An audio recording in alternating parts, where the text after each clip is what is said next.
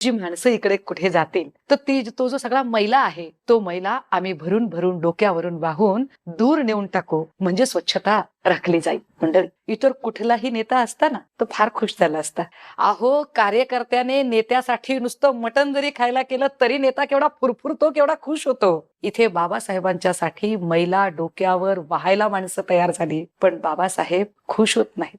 बाबासाहेबांना अजिबात बरं वाटत नाही. उलट बाबासाहेब प्रचंड चिडतात, रागावतात आणि अत्यंत रागाने त्या माणसाला ते खडसावतायत. अरे, ह्या सगळ्यातनं बाहेर काढण्यासाठीच तर माझी चळवळ आहे आणि पुन्हा तुम्ही तेच काम करणार? नाही, हे सगळं सोडावं लागेल. तुमच्या हातात मैला साफ करणारे खराटे नाही, तुमच्या हातात पिढी घडवणारे पेन आले पाहिजेत. म्हणून माझी चळवळ आहे. ही गुलामीची बंधनं आपण तोडली पाहिजेत. तुमच्या पाठीला रबर नाही, कणा आहे. तुम्हाला ताठपणे उभं राहायचं कळलं पाहिजे. ते ताठपणे उभं राहण्यासाठीची चळवळ आपण. बाबासाहेब टप्प्याटप्प्याने